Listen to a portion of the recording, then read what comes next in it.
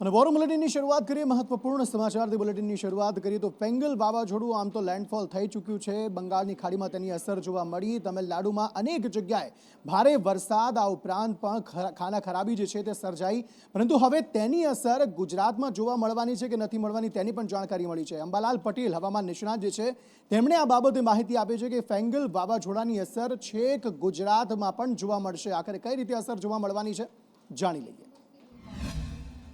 વાવાઝોડા ફેંગલની અસર લગભગ પોંડિચેરીના ભાગમાં ભારે તબાહી સુધી જણાઈ છે પરંતુ ત્યાંના લગભગ અવશેષો ત્યાંની અસરો અરબી સમુદ્રમાં તારીખ 4 થી 8 ડિસેમ્બરમાં આવવાની શક્યતા રહેશે ત્યાંમાંથી લો પ્રેશરથી ડીપ ડિપ્રેશન બનવાની શક્યતા રહેશે અને ત્યાંનો માર્ગ લગભગ ઓમાન કે સોમાલિયા તરફ થવાની શક્યતા રહેશે પરંતુ અરબ સાગરના ભેજના લીધે અને બંગાળ ઉપસાગરના ભેજના લીધે દક્ષિણ ગુજરાતના ભાગોમાં ક્યાંક વાદળો થવા છે ક્યાંક છાંટાછૂટી થઈ શકે મધ્ય ગુજરાતના ભાગોમાં વાદળો થવા છે લગભગ 4-5 ડિસેમ્બરથી વાદળો આવવાની શક્યતા રહેશે વાદળો ઘાટ બનશે ઉત્તર ગુજરાતના ભાગોમાં પણ વાદળો રહેશે અને જેના કારણે ન્યૂનતમ તાપમાનમાં વધારો થવાની શક્યતા રહેશે હવે ગુજરાતમાં તેની અસર આગામી દિવસોમાં વર્તાશે પરંતુ હાલના સમયે જ્યારે લેન્ડફોલ ફેંગલ વાવાઝોડાનું થયું છે ત્યારે કયા પ્રકારની સ્થિતિ જોવા મળી છે ક્યાં વધુ વરસાદની સ્થિતિ જોવા મળી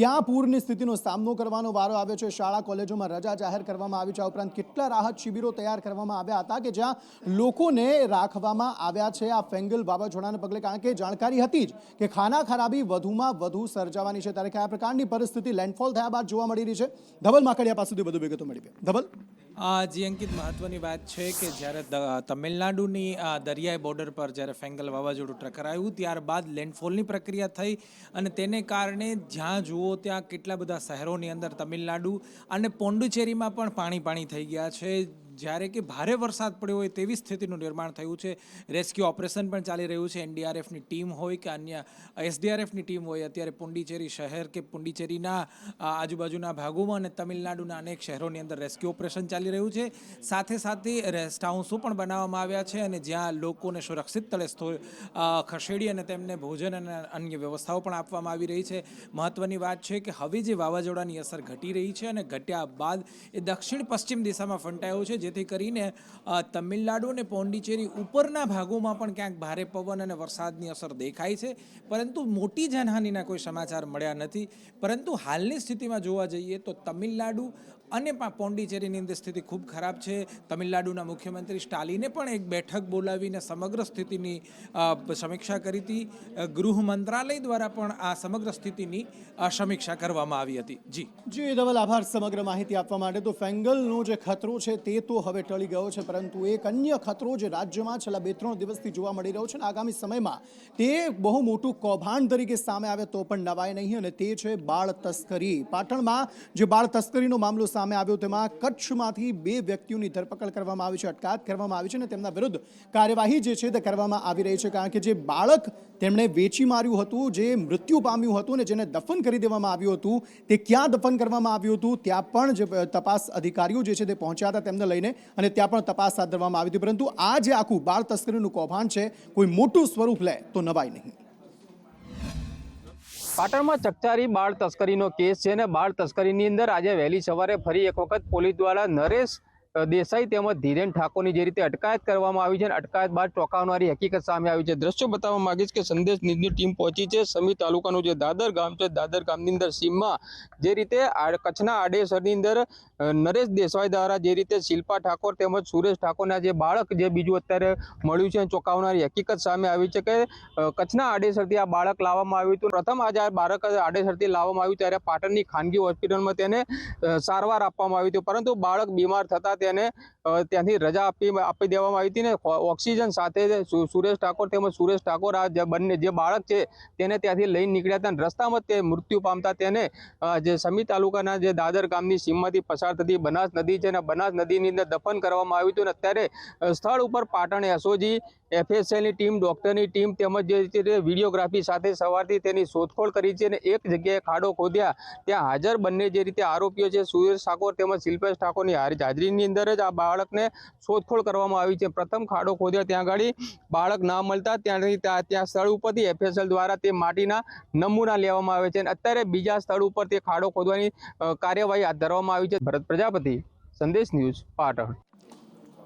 એવું કહેવામાં આવે છે કે આરોપીઓનું પાપ છાપરે ચઢીને પોકારે છે અને આ મામલામાં એવું જ થયું છે. જે બે આરોપીઓની અટકાયત કરવામાં આવી અને તેમની પૂછપરછ કરવામાં આવી. તેમણે કહ્યું કે બનાસ નદીના પટમાં તેમણે આ રીતે બાળક દફન કર્યું હતું. ત્યાં તપાસ કરવામાં આવી તો ત્યાંથી કોઈ બાળકના અવશેષો નથી મળ્યા. હવે ત્યાં ખાડો ખોદવામાં આવ્યો તો ત્યાંથી માત્ર મીઠું મળી આવ્યું છે અને હવે બીજી એક જગ્યાએ પણ હવે ખોદકામ કરવાની પ્રક્રિયા જે છે તે હાથ ધરવામાં આવી છે. પરંતુ આરોપીઓ જે છે તે ગોળ ગોળ જવાબ આપતા અત્યારે જોવા મળી રહ્યા છે. કારણ કે એક જગ્યાએ જ્યાં તેમણે કહ્યું હતું કે ત્યાં બાળક તેમણે દફન કર્યું હતું ત્યાં બાળક નથી મળી આવ્યું. હવે અન્ય જગ્યાએ તપાસ કરવામાં આવી રહી છે. ચકચારી બાળ તસ્કરી કેસ મામલે અત્યારે જે રીતે નદીની અંદર FSL ની ટીમ દ્વારા સર્ચ ઓપરેશન હાથ ધરવામાં આવ્યું છે, પરંતુ હજુ સુધી બાળક ન મળતા અત્યારે અહીંયા ઘટના સ્થળ ઉપર જે રીતે દેખાય છે કે ડોગ સ્પોટની ટીમ બોલાવવામાં આવી છે. કારણ કે જે સ્થળ ઉપર શિલ્પા ઠાકોર તેમજ સુરેશ ઠાકોર દ્વારા જે બાળકને દફન કરવામાં આવ્યું હતું તે સ્થળ ઉપર FSL તેમજ ડોક્ટરની ટીમ દ્વારા ખોદકામ કરવામાં આવ્યું હતું. ત્યાં આગળથી માત્ર નમક મળી આવ્યું છે, પરંતુ કોઈ જાતનું અવશેષ ન મળતા અત્યારે ડોગ સ્પોટની ટીમ અહીંયા ઘટના સ્થળે બોલાવવામાં આવી છે. આપ દ્રશ્યની અંદર જોઈ શકો છો કે જે રીતે ડોગ સ્પોટની ટીમ દ્વારા અહીંયા સમગ્ર જે રીતે નદીનો પટ છે, નદીના પટની અંદર અત્યારે બાળકને શોધવા માટેની તજવીજ હાથ ધરવામાં આવી છે. કહી શકાય કે વહેલી સવારથી જ અત્યારે જે રીતે અન્ય બે આરોપીના નામ ખુલ્યા અને ત્યારબાદ જે રીતે સમગ્ર પ્રકરણ સામે આવીને જે રીતે બીજું બાળક મળ્યું છે તે રીતની હકીકતો સામે આવતા અત્યારે સમગ્ર ટીમ દ્વારા અહીંયા FSL, ડોગ સ્પોટ, SOG સહિતનો કાફલો અહીંયા ઘટના સ્થળે છે ને નદીના પટની અંદર જે રીતે બાળક જે રીતે જે જગ્યા ઉપર સુરેશ ઠાકોર તેમજ શિલ્પા ઠાકોર દ્વારા દફનાવવામાં આવ્યું હતું તે સ્થળ ઉપર અત્યારે ડોગ સ્પોટ દ્વારા બાળકની શોધખોળ હાથ ધરવામાં આવી છે. ભરત પ્રજાપતિ, સંદેશ ન્યૂઝ, પાટણ. તો જો પ્રમાણે થોડા સમય પહેલા કહ્યું કે આ કોઈ એક કાંડ નહીં પરંતુ આવા તો અનેક કાંડ સામે આવી શકે છે અને થયું પણ એવું. જ્યારે પાટણનો આ મામલો સામે આવ્યો ત્યારે બનાસકાંઠાથી પણ કડીથી પણ આ પ્રકારનો એક મામલો સામે આવ્યો છે, જેમાં 1 વર્ષ પહેલા આ જ પ્રકારની એક ફરિયાદ પણ નોંધાઈ છે. તેમ છતાં પણ હજુ સુધી કોઈ જ કાર્યવાહી કરવામાં નથી આવી. એક પ્રસૂતા જેનું બાળક જન્મ્યું હતું, જીવતું પણ હતું, પરંતુ તે પ્રસૂતાને એવું કહી દેવામાં આવ્યું કે બાળક મરી ગયું છે અને એ જ બાળકનો 30,000 રૂપિયામાં સોદો થઈ ગયો હતો. જોકે અંતે જે ચિલ્ડ્રન હોમ હોય છે તેમાંથી એ બાળક માતા પિતાને મળી તો ગયું છે, પરંતુ જ્યારે પોલીસ ફરિયાદ કરવામાં આવી 4 આરોપીઓ વિરુદ્ધ હજુ સુધી કોઈ જ કાર્યવાહી કરવામાં નથી આવી અને એ માતા પિતા તેમની સાથે જે ઘટના ઘટી તેને લઈને ન્યાય ઝંખી રહ્યા છે. 1 વર્ષ અગાઉ ડીસાની એક ખાનગી હોસ્પિટલમાં ભોગ બનનાર બહેનને ત્યાં ડિલિવરી કરવામાં આવે છે અને ડિલિવરી બાદ ડૉક્ટર દ્વારા એ બહેનને એવું કહેવામાં આવે છે કે તમારું સંતાન છે ગુજરી ગયું છે એટલે એની દફન વિધિ કરવી પડશે એમ કરીને એની પાસેથી પણ પૈસા લેવામાં આવે છે અને ત્યારબાદ આ બાળક કોઈ એજન્ટ દ્વારા અન્ય કોઈ વ્યક્તિને વેચવામાં આવે છે. કોઈએ પોલીસને જાણ કરતાં પોલીસ પણ એ બાળકનો હોસ્પિટલમાંથી બીમાર હોય એને કબજો લઈ અને બાળ કલ્યાણ સમિતિ સમક્ષ રજૂ કરેલું. બાળ કલ્યાણ સમિતિએ એના જૈવિક માતા મળી આવતા એને માતાને એ સમયે એને સોંપેલું. તો આ મામલો તો 1 વર્ષ પહેલાં જોઈએ, પરંતુ પાટણમાં જે મામલો સામે આવ્યો છે તેમાં માતા પિતા જે ન્યાય ઝંખી રહ્યા છે તેમને ન્યાય મળવો જોઈએ ને 1 વર્ષ જેટલું લાંબો સમય તેમને ન કાપવો પડે તેવી આશા અત્યારે રાખવામાં આવી રહી છે. તો એક તરફ બાળ તસ્કરીનું કૌભાંડ છે, બીજી તરફ અન્ય એક કૌભાંડ. રાજ્ય જાણે કૌભાંડોનું રાજ્ય બની ગયું છે ગુજરાત તેવું લાગી રહ્યું છે. BZ કૌભાંડ 6,000 કરોડથી પણ વધુનું કૌભાંડ, જેમાં મુખ્ય આરોપી હજુ પણ કોઈ કેરેબિયન દેશમાં ભાગી ગયો હોય તેવી માહિતી છે, પરંતુ રાજ્યમાં અલગ અલગ જગ્યાએ CID ક્રાઇમ જે છે તે તપાસ કરી રહી છે. માલપુર ખાસ CID ક્રાઇમ પહોંચ્યું હતું ને ત્યાં જે મુખ્ય એજન્ટ છે મયુર દરજી, જ્યાંથી એક લેપટોપ પણ મળી આવ્યું હતું જેની તપાસ કરવામાં આવી રહી છે. હવે તે જ જગ્યાએ આસપાસના વિસ્તારોમાં પણ તપાસ કરવામાં આવી રહી છે. અન્ય કોઈ રોકાણકાર છે કે નહીં, મયુર દરજીને જાણતા જે વ્યક્તિઓ છે તેમની પર તપાસ અત્યારે થઈ રહી છે અને વધુ તપાસ જે છે, વધુ માહિતી જે છે તે એકત્ર કરવાનો પ્રયત્ન થઈ રહ્યો છે. કૌભાંડી ભૂપેન્દ્ર ઝાલાના કારનામા બહાર પડ્યા પછી દરરોજ એક ને એક નવા એપિસોડ બહાર પડતા જાય છે. મુખ્ય એજન્ટ મયુર દરજી કે જે CID ક્રાઇમની હિરાસતમાં હતો, એના રિમાન્ડ ગઈકાલે પૂર્ણ થયા બાદ રિમાન્ડ દરમિયાન જે કોઈ માલપુરના રોકાણકારોના નામ જેને કબૂલ્યા છે એ સમગ્ર કબૂલાતમાં જે કોઈ નામ છે રોકાણકારોની તપાસને અર્થે CID ક્રાઇમની ટીમ હાલ માલપુર ખાતે પહોંચી છે. દ્રશ્યમાં આપ જોઈ શકો છો કે માલપુરમાં પણ લોકોના ટોળા થયેલા છે. જે કોઈ રોકાણકારો છે એ કયા રોકાણકારોએ કેટલી રકમ રકમ આ બીજેડમાં લલચાઈ અને રોકી છે એ સમગ્ર મામલે CID ક્રાઇમની ટીમ છે એ પણ ત્યાં એક દુકાનની અંદર બેસી જે કંઈ રોકાણકારોનું લિસ્ટ છે એ લિસ્ટ અંગે તપાસ કરી રહી છે.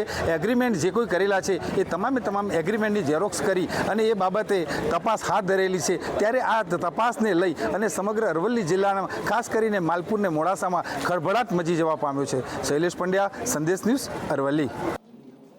હવે આરોપી કેટલો પણ શાતિર કેમ ન હોય પરંતુ કેટલીક ભૂલો તો તે કરી જ નાખે છે જેના થકી તે પકડાઈ જાય છે. અને ભૂપેન્દ્રસિંહ ઝાલામાં પણ આવું જ કંઈક થયું છે.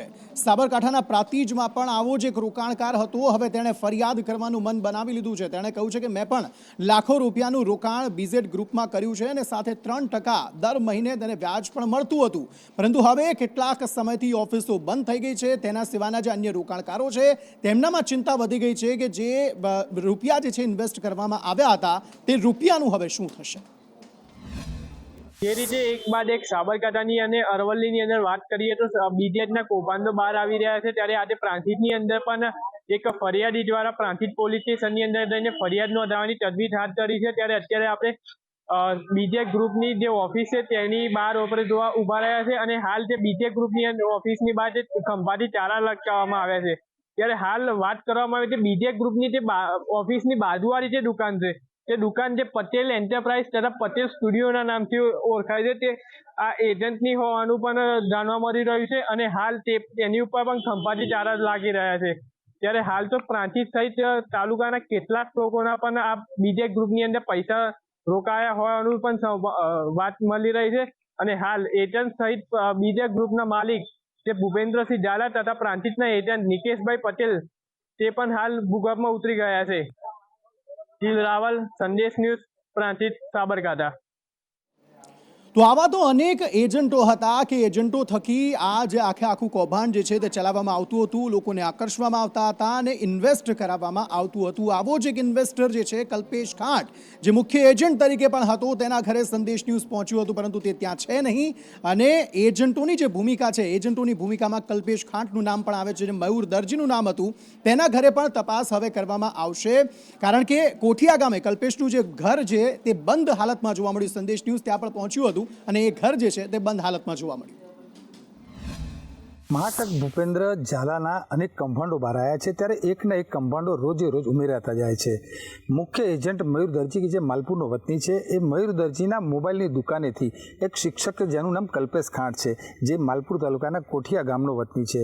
સંદેશ ન્યૂઝ હાલ પહોંચ્યું છે કલ્પેશ ખાંટના નિવાસસ્થાને. દ્રશ્યમાં જોઈ શકો છો કે કલ્પેશ ખાંટ દ્વારા રોકાણ કર્યું હોય અથવા તો એ એજન્ટ હોય પરંતુ મયુરના હસ્તે એને મોબાઈલ ગિફ્ટ આપતો જે તસવીર છે એ વાયરલ થઈ હતી. ત્યારે મયુરે જે ફેસબુક પર પોસ્ટ કરી છે એની અંદર પણ BZના નામનો ઉલ્લેખ કરેલો છે. ત્યારે ક્યાંક ને ક્યાંક હાલ એ રોકાણકાર હોય અથવા તો એજન્ટ હોય આ બાબતે અસમંજસ છે. પરંતુ BZ ગ્રુપની અંદર મયુર દ્વારા જે કોઈ કરતૂતો કરવામાં આવ્યા છે એમાંનું એક આ કલ્પેશ ખાંટ હોઈ શકે એવી શક્યતા આધારે સંદેશ ન્યૂઝ હાલ કલ્પેશ ખાંટના નિવાસસ્થાને પહોંચ્યું છે. હાલ તો કલ્પેશ ખાંટનું નિવાસસ્થાને ઘરે કોઈ મળી આવ્યું નથી પરંતુ આ બાબતે ક્યાંક તપાસ થાય તો એક વધુ નામ ખુલવાની પૂરેપૂરી સંભાવના રહેલી છે.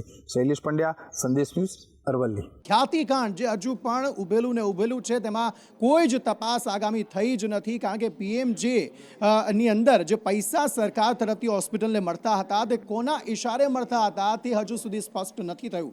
આટલી તપાસ થઈ રહી છે પરંતુ હજુ સુધી એ તપાસ નથી થઈ. એ ઓડિટ નથી કરવામાં આવ્યું હોસ્પિટલનું કે કોના ઇશારે એ રકમ જે છે તે પાસ કરવામાં આવતી હતી. હવે આ મામલે અત્યારે શું વધુ વિગતો મળી રહી છે જિગ્નેશ પટેલ પાસેથી આ અંગે વધુ વિગતો મેળવીએ. જી જિગ્નેશ. અંકિત, ખ્યાતિકાંડના અત્યાર સુધીમાં જે પોલીસની તપાસ ચાલતી હતી તે ક્રિમિનલ કેસના અંતર્ગત ચાલતી હતી. પરંતુ જ્યારે પોલીસે તપાસ આરોગ્ય વિભાગ તરફ લંબાવી ત્યારે આરોગ્ય વિભાગની ઘણી બેદરકારીઓ ખ્યાતિ હોસ્પિટલના મામલે સામે આવી છે. આ પહેલાં પણ ખ્યાતિ હોસ્પિટલમાં અયોગ્ય સારવાર અને ખોટા ઓપરેશન બદલ જે અરજીઓ આરોગ્ય વિભાગને કરવામાં આવી હતી તેવી એક પણ અરજીની તપાસ આરોગ્ય વિભાગે પૂર્ણ કરી નથી. તેવી અરજીઓને માત્ર અભરાઈએ ચડાવી દેવામાં આવી છે કાં તો ફાઇલોમાં દબાવી દેવામાં આવી છે. એટલે કે આરોગ્ય વિભાગે પહેલેથી જ ખ્યાતિ હોસ્પિટલના કાંડ વિશે તેઓ જાણતા હતા અને તેઓ કાળી પટ્ટી બાંધી અને દર્દીઓના મોત થાય, ક્રાઇમ બ્રાન્ચ પાસે તપાસ જાય, ગુના નોંધાય તેની રાહ જોઈને બેઠા હોય તેવું લાગી રહ્યું છે. આરોગ્ય વિભાગે જ્યારે અગાઉની અરજીઓ અંગે કોઈ કાર્યવાહી ન કરતા આખરે જ્યારે આ મામલો સામે આવ્યો ત્યારબાદ હવે આરોપીઓ આરોગ્ય વિભાગના જે અધિકારીઓ છે તે નાસ્તા ફરી રહ્યા છે. ક્રાઇમ બ્રાન્ચની તપાસમાં 15 દિવસથી જે માહિતી આપવામાં આવી રહી છે તે માહિતી હજી સુધી આરોગ્ય વિભાગે નથી આપી શકી, એટલે કે ઓડિટ રિપોર્ટ નથી આપવામાં આવ્યા. ખ્યાતિ હોસ્પિટલમાં સારવાર લેનાર દર્દીઓની યાદી અથવા તો તેને લઈને જે અરજીઓ કરવામાં આવી હતી તેનો કોઈ રેકોર્ડ આપવામાં નથી આવ્યો, એટલે કે ખ્યાતિ હોસ્પિટલ વિરુદ્ધ થયેલી અરજીઓ, ઓડિટ રિપોર્ટ, કોઈપણ પ્રકારની કાગળ ઉપરની જે રેકોર્ડ છે તે ક્રાઇમ બ્રાન્ચને મળ્યા નથી. બીજી તરફ પીએમજેવાય યોજના કે જેના લાભ લેવા માટે અથવા તો જેનું કૌભાંડ કરવા માટે આ આખો કારસો રચાયો હતો તે પીએમજેવાય યોજનાના કયા એવા અધિકારી કે જે ખ્યાતિ હોસ્પિટલના સીઈઓ કે ડાયરેક્ટરને કહો, કાર્તિક પટેલ કહો કે પછી ચિરાગ રાજપૂત કે સંપર્કમાં રહી અને તેને તાત્કાલિક ગ્રાન્ટ પાસ કરતા હતા, તેના ઓપરેશન મંજૂર કરતા હતા, તે ડોક્ટરનું નામ પણ હજી સુધી સામે નથી આવ્યું. માટે આરોગ્ય વિભાગની સીધી બેદરકારી છતી થઈ રહી છે. આભાર સમગ્ર માહિતી આપવા માટે. આરોગ્ય વિભાગની સીધી બેદરકારી છતી થઈ રહી છે, એટલા માટે જ તુરંત કાર્યવાહી પણ કરવામાં આવી રહી છે. ક્લિનિકલ એસ્ટાબ્લિશમેન્ટ એક્ટ હેઠળ આ હોસ્પિટલ જ્યારે રજિસ્ટર્ડ ન હતી તો પછી પીએમજેના રૂપિયાની ચૂકવણી આ હોસ્પિટલને કેવી રીતે થતી હતી તે મોટો સવાલ છે. પરંતુ હવે આ મામલામાં સરકારી ગતિવિધિઓ પણ વધુ થઈ રહી છે. સરકારી ગતિવિધિઓ વધતા હવે ક્લિનિકલ એસ્ટાબ્લિશમેન્ટ એક્ટ હેઠળ રજિસ્ટ્રેશનની જે પ્રોસેસ છે તેના માટે એક નક્કી સમય આપી દેવામાં આવ્યો છે કે જેમાં તમામ હોસ્પિટલોએ એ રજિસ્ટ્રેશન કરાવી દેવું પડશે. કઈ તારીખ નક્કી કરવામાં આવી છે અને આ મામલે સરકારે પણ શું કીધું છે, જયંતિ પાસેથી અંગે વધુ વિગતો મેળવીએ. જયંતિ, ચોક્કસથી ખ્યાતિકાંડ બહાર આવ્યા બાદ સરકારને અચાનક જ ખબર પડી કે રાજ્યમાં અનેક હોસ્પિટલના રજિસ્ટ્રેશન નથી થયા, જેથી કરીને 12 માર્ચ 2025 રાજ્યમાં જેટલી પણ હોસ્પિટલો છે, નાની હોય કે મોટી, તમામે રજિસ્ટ્રેશન કરાવવું પડશે.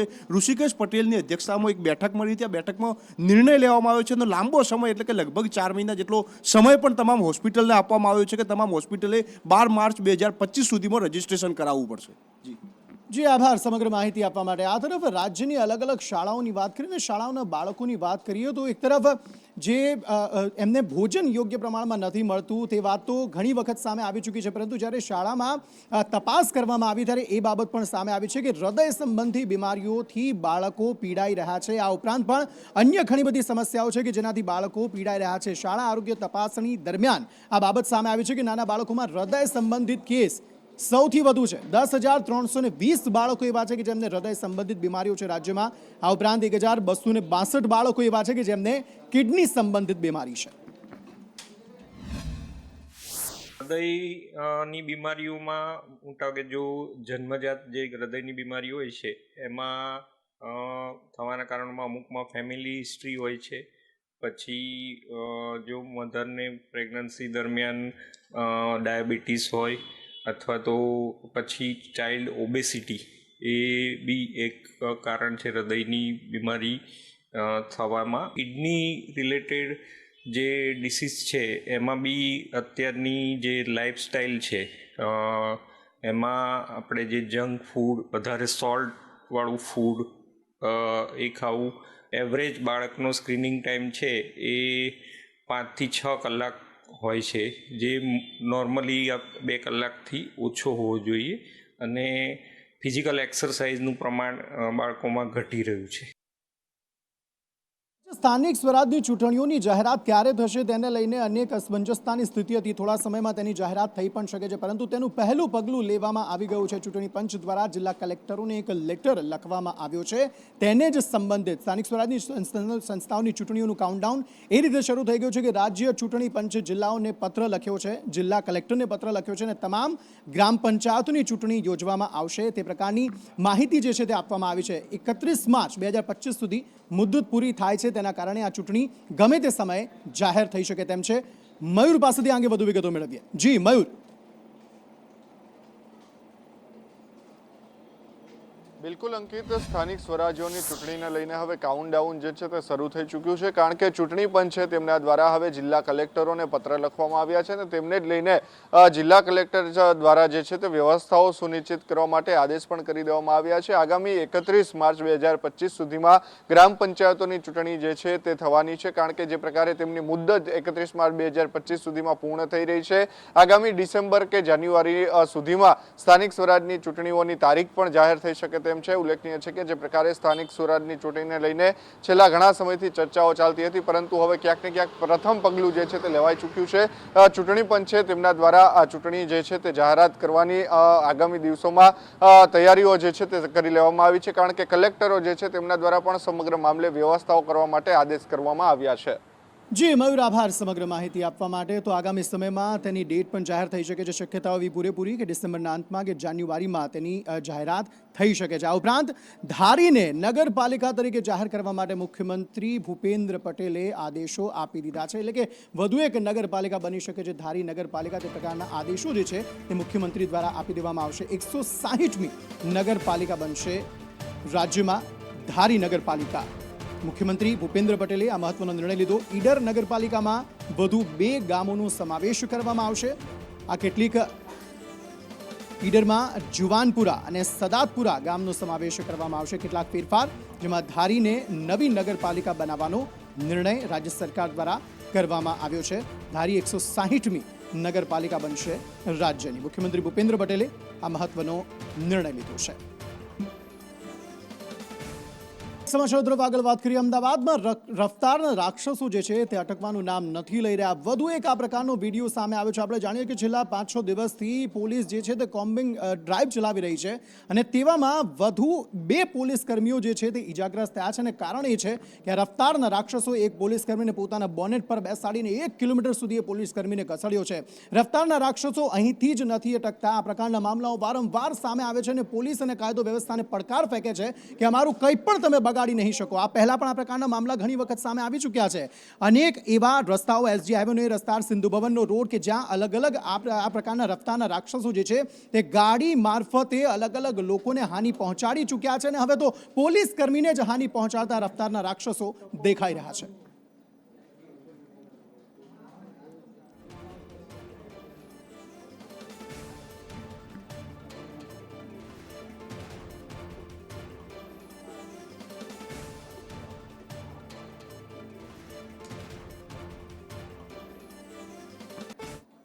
આ તરફ જૂનાગઢમાં અંબાજી મંદિરમાં ગાદીનો વિવાદ હજુ પણ શમ્યો નથી. તેવામાં 11 સંતોની એક કમિટી બનાવવાનો નિર્ણય કરવામાં આવ્યો છે, જે આ સમગ્ર મામલાની તપાસ કરશે અને નક્કી કરશે કે આખરે અંબાજીમાં ગાદીપતિ કોણ હોઈ શકે છે. મહામંડલેશ્વર આનંદગીરી જે છે તેમણે પણ આમાં મધ્યસ્થતા કરી છે, અને આ સમગ્ર મામલે કમિટી નક્કી કરશે તે જ પ્રકારે કાર્યવાહી કરવામાં આવશે તેવું તેમણે કીધું છે.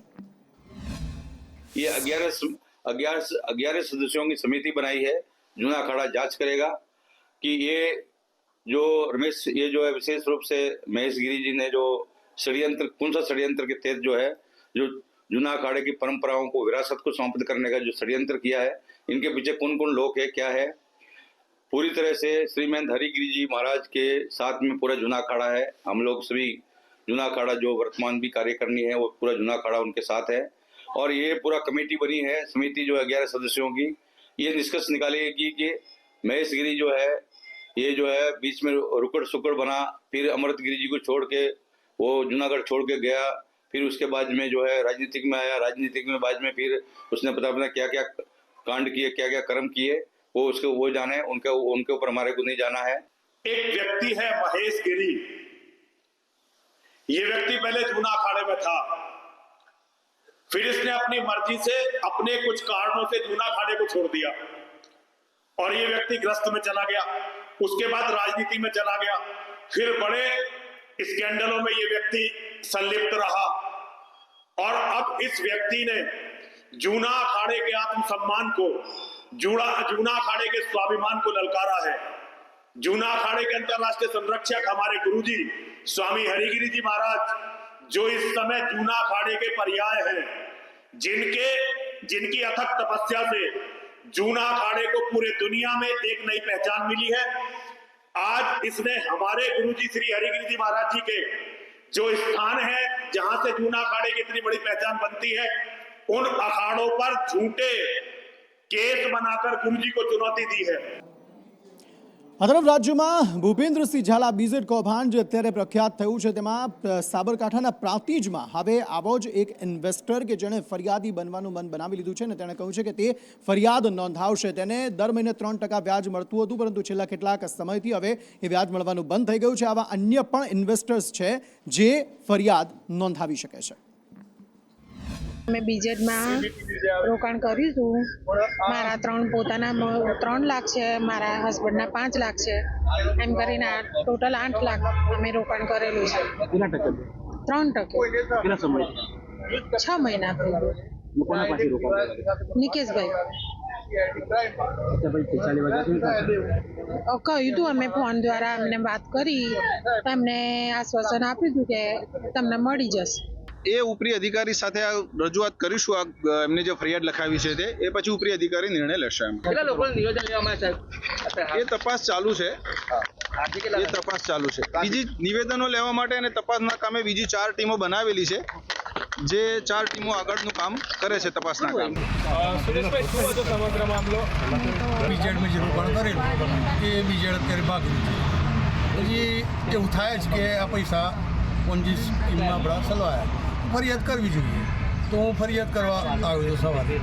પ્રાંતિજ પોલીસ ફરિયાદ નથી લેતી, તો મીડિયાના મિત્રોએ એમની રીતે મહેનત કરી અને સહકાર આપ્યો. અને CID ક્રાઇમમાં DYSP સાહેબનો ફોન આવ્યો.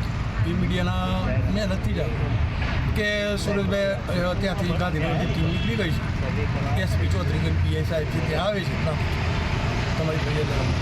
તે મુજબ સાહેબ આવે તો મેં ફરિયાદ લખાવી એમને. પછી એમને કીધું મારે તો FIR કરવાની છે. આ રીતના કાચી ફરિયાદ તો નહીં ચાલે, ફરિયાદ ના કહેવાય. તો એમને કીધું અમારો એજન્સી સાદું પોલીસ સ્ટેશન હોય તો વાત બરાબર છે, અમારે સ્ટેટ લેવલની એજન્સી કહેવાય. અને એમાં એવું હોય કે અમારા DG સાહેબની એપ્રુવલ લેવી પડે.